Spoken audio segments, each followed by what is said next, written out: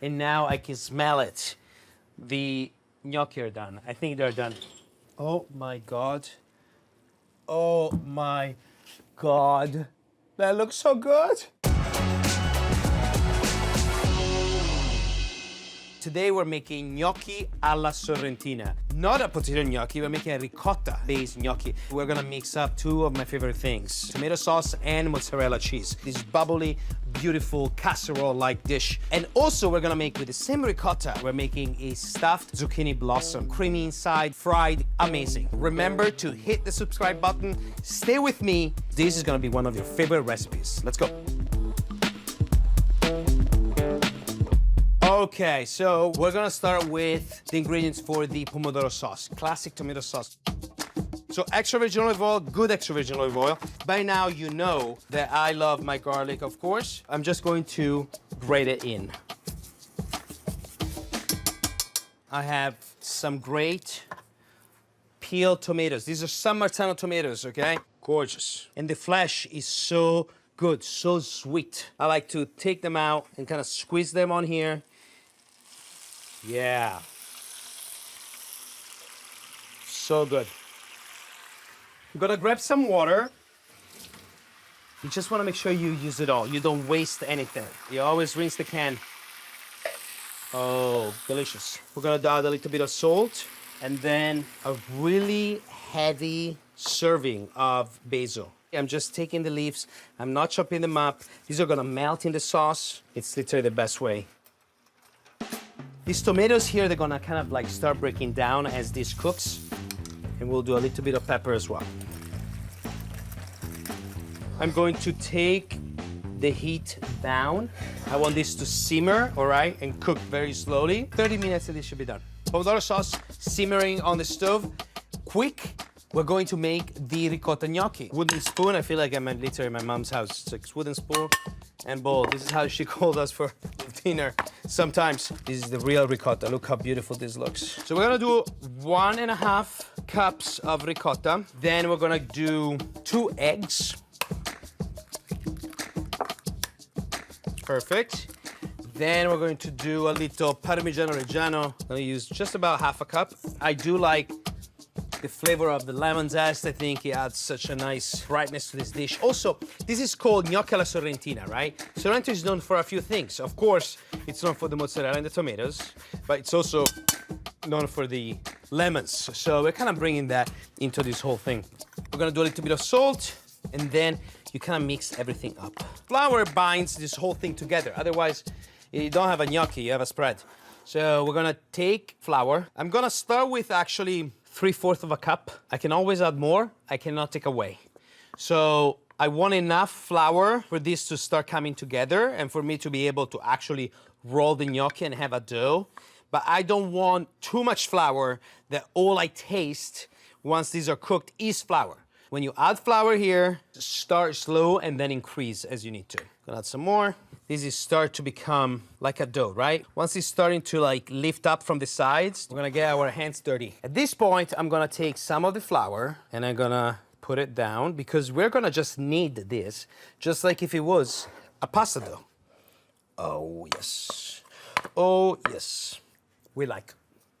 Mi piace. Okay. And then you start basically very gently, kind of like move it around, right? So what's happening here is that I use the first part of the flour in the actual dough as I was mixing everything up. And then the other part of the flour, the other half, I'm going to use as I incorporate the flour and knead the dough. It's starting to come together as a dough itself, right? It doesn't even stick anymore. It's basically the dough telling me, hey, don't give me more flour here. I'm kind of fine. I cannot absorb more than that. And what we are gonna do now is we're going to shape this in the classic gnocchi shape. Let me grab a bowl, a little bit of flour, so it doesn't stick. Here you go. Pasta dough, boom. Doesn't that look fun? So all I need is sheet tray for the gnocchi, a little bit of flour here again. That's good. You're gonna take your hands, put flour on them, and then slowly create this little snake. These are very delicate. You're gonna feel them. So you don't want to press too much. You want to be kind of, very gentle as you go. 1 inch diameter. A little flour here on our baking tray. This is where the gnocchi are gonna live. I'm actually gonna divide this in half first. These are gonna be about 1 inch. If this sticks, you can just take your flour, put it at the end, you should be good.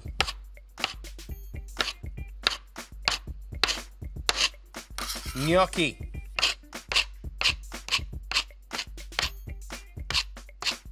Boom. See how fast this is? This is so fast. Same thing, we're gonna do this again. I'm gonna show you, okay? Same thing. Now very gently create this snake. Make them all the same size because you're cooking them. And so you wanna make sure that they all cook evenly, and you can only do that if they're all the same size.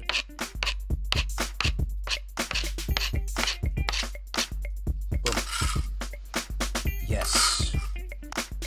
I'm making enough here to actually fill this beautiful pan with the tomato sauce because I'm going to then bake everything in the oven. So this is what we're gonna do.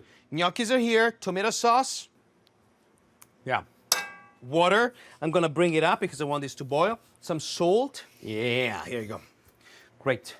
My oven is already hot. We are at 425 right now. Boom, into the water. So gnocchi, whether you're making potato gnocchi, ricotta gnocchi, as soon as they're ready here, they will float. Once they're here very gently, you want to kind of move them around. See, I'm not like going nuts. There is very little flour here. It's mostly ricotta, a couple of eggs to kind of bind everything together, enough flour to kind of keep it all together, and then you have some lemon zest, salt, and Parmigiano-Reggiano.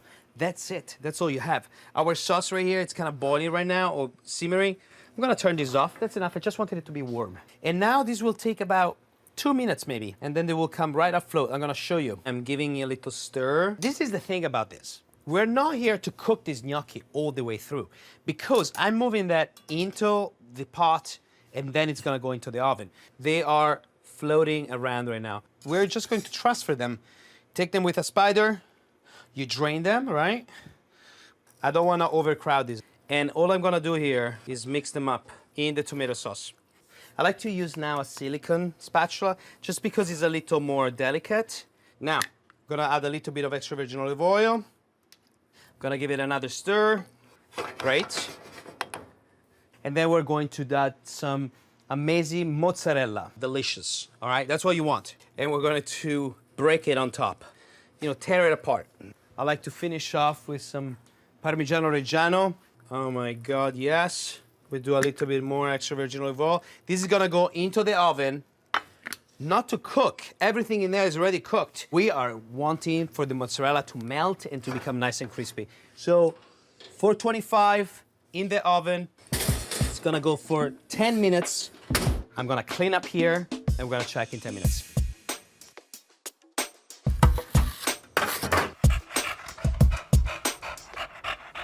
And now I can smell it. The gnocchi are done. I think they're done. Oh my God. Oh my God. That looks so good. That looks so good.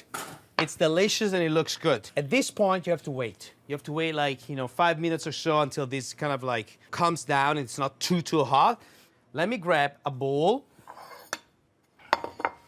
That looks so pretty. I love this bowl. Look how cute this looks. So perfect. Do you see like this nice crisped up mozzarella? Come on. Yeah. Yes. Oh, unbelievable. And then we're gonna do one more. Oh, look at that. Okay, hold on. Oh, yes. Oh my God, this is like the cheese that keeps on giving. Here you go. The ricotta, tomatoes, you got the mozzarella here, bunch of basil. Then I'm finishing this off with Parmigiano. And I love pepper. A little black pepper here. Gnocchi ricotta alla Sorrentina. The gnocchi are so delicate. They're so soft. The ricotta tastes amazing in here. The tomato sauce, nice reduced, sweet. And then you get the fragrance of the basil. And then you have the mozzarella, of course, which is just fantastic. What we're doing next I have some leftover ricotta. I'm gonna use it as a filling, and we're gonna do ricotta stuffed fried zucchini blossom. Delicious. Zucchini flowers. Zucchini is grown right here on a plant, right? It's kind of hanging. And then you have the flower coming out of it. And first of all, you're not gonna wash these under the water. You're not gonna rinse them. Absolutely not. That's a no-no. These are clean already, okay? All you have to do is literally remove the stem in the middle where the pollen is. You're gonna very gently open this up so that you reveal the stem in there. And then you're gonna take and boom, that comes out. You don't wanna eat this. I'm gonna do this again. And look, boom, it comes out, right? So we got our flowers here. So I'm gonna do a little bit of ricotta. Yes, baby. And then I'm gonna take the mozzarella. I'm gonna do some of that. I'm gonna do a little bit of salt. Pepper. I have the lemon here. I'm gonna do a little lemon zest. Lovely. Parmigiano. So you see we're doing this almost like very, very similar to what we had in the ricotta gnocchi, right? We're gonna give this a nice stir. Guess what we do now? We taste. Yes, tastes great. Enough salt, enough pepper, I don't have to adjust. Taste as you go, right? Taste as you go. Piping bag. Okay, perfect. There you go. What do I have? I have oil. My oil is heating up. It's actually just at about 350 right now. I'm gonna get it up to 360, and that's gonna be my max. Now, how am I gonna fry this in? I'm gonna do a quick tempura butter. 1 cup of just regular AP flour, a 1/4 cup of rice flour. The rice flour really allows for this butter to be very airy and crispy. That's the secret, really. We're doing 1/2 teaspoon of baking powder. We mix this all up with sparkling. 1.25 cups of this. But you also wanna kind of, you know, look and go by eye. So you're gonna mix this up until it's nice and smooth.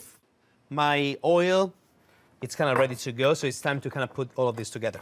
I have a piping hand in one side, a flour in the other. I'm gonna gently open this up. I'm gonna take this, put it right into the middle, like here, and then gently press. I'm gonna fill this up, then once it gets right here, close it up, and then I'm gonna twist it. I'm gonna twist it just like that. Done. So again, take the piping bag, open this up, put it in there, press. Gonna fill it, fill it, fill it, fill it, fill it, fill it, fill it. Done. You kind of press it down and then you twist. Done. Now the trick here is that you don't wanna overly stuff this. You don't want the ricotta to go basically everywhere and it kind of explode as you're frying them. This is literally a moment where less is more. All right, I'm gonna do all of them. It can be very intimidating, but I promise you, these are so easy.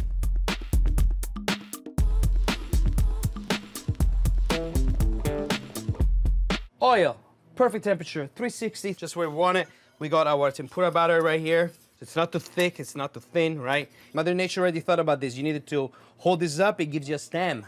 How nice is that? You're gonna take this, look how we're gonna do them. Like around, right? Oh my God, this is so fun. And now, look, boom. Oh my God, yes. Done. Zucchini flour, squash blossom, let them swim in it. Very delicate. Shake it off, and then into the pot it goes.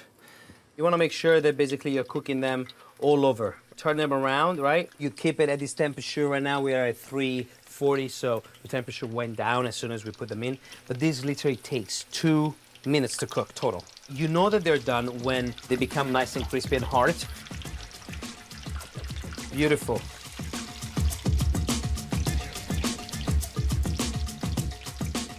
Turn the oil off.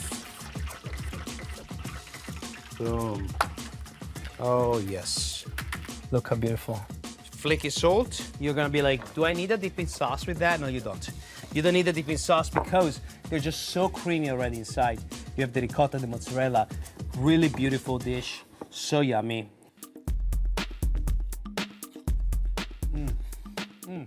So good. The mozzarella, actually, it's melting. It's stringy inside. If you make this, comment below. Let me know how your bouquet of zucchini flower is going. And as always, this is just so good. Click the button below, subscribe if you haven't done this yet. I'll see you next time in the kitchen. So good.